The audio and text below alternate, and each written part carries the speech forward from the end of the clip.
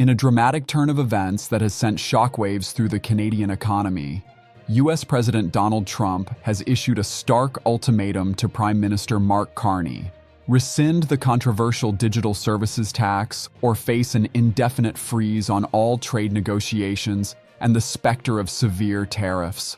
The demand, delivered in a pre-recorded interview with Fox News Channel, puts Canada in an incredibly difficult negotiating position, forcing a swift and decisive response from Ottawa. Trump's demand comes after Canada's recent implementation of a 3% digital services tax, DST, on the Canadian revenue of major tech companies, along with a demand for $3 billion in retroactive payments. This move, which passed Parliament just weeks ago, was a clear point of contention for the U.S. administration, which viewed it as a direct violation of trade agreements. In his Fox News interview, Trump not only doubled down on his termination of trade talks, but expanded his grievances to include Canada's long-standing supply management policies, which control the production and import of eggs, dairy, and poultry. He accused Canada of being very nasty to deal with and charging American farmers up to 400% on certain products. While Canadian officials clarify that these are not flat tariffs, but rather quotas designed to protect Canadian farmers from market oversaturation, Trump's narrative paints a picture of unfair trade practices. He even went so far as to repeat his controversial suggestion that Canada should be the 51st state. "People don't realize Canada is very nasty to deal with," Trump stated, adding, "They've charged our farmers up to 400%. People don't know that. Canada is a very tough country to deal with. I will say that, and I love Canada." He then directly linked the resumption of trade talks to Canada dropping certain taxes, a clear reference to the DST. Trump also cryptically referred to Canada cheating, which is widely interpreted as a direct jab at the digital services tax. The U.S. has consistently pushed Canada to pause or eliminate the DST, arguing for a multilateral solution to digital taxation.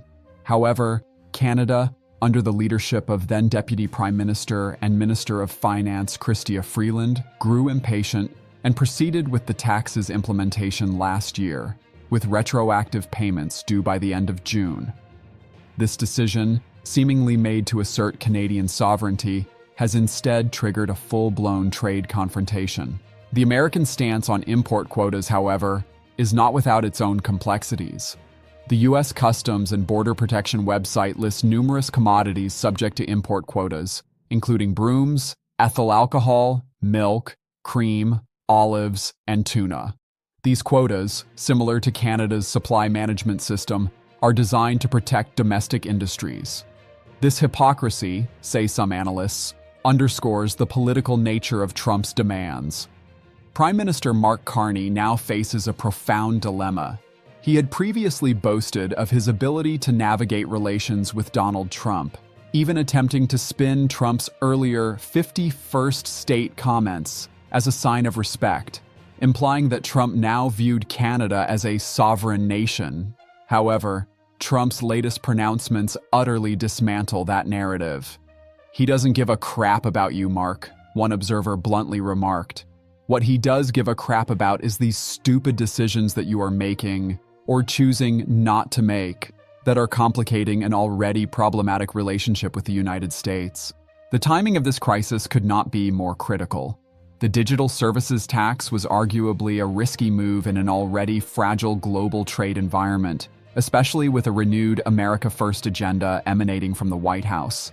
Critics argue that instead of implementing the DST, Canada should have used it as a bargaining chip in broader trade negotiations. "What you should have done," suggested one trade expert, "is said, 'Listen, Mr. Trump, in good faith, we are going to pause the digital services tax. Why don't we roll this into this full economic, security, and trade deal?' Such a gesture of good faith, they contend, could have paved the way for more productive discussions and built essential trust. The ramifications of this standoff are severe for Canadian workers and businesses. Industries deeply integrated with the American economy, such as automotive, steel, and aluminum, face the immediate threat of tariffs, leading to potential job losses and economic instability. The Liberal government, which has often championed the protection of Canadian jobs, is now being accused of gambling those very jobs on a contentious tax policy.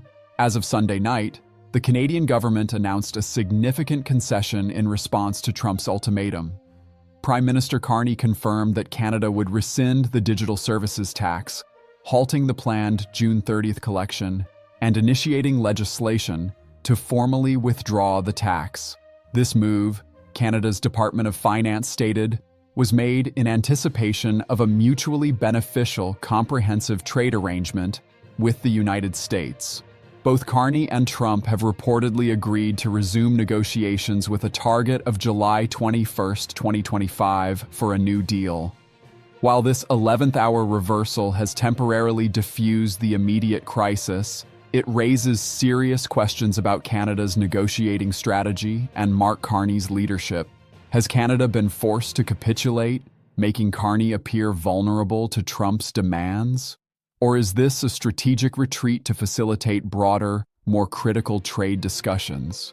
The answer will likely shape Canada's economic future for years to come. Canadian workers deserve robust and thoughtful economic leadership that prioritizes their livelihoods over ideological posturing. As this complex trade saga continues to unfold, Canadian Network will provide ongoing coverage, dissecting the political maneuvers and economic consequences that directly impact the lives of Canadians. Stay tuned for further developments and share your thoughts on this critical issue.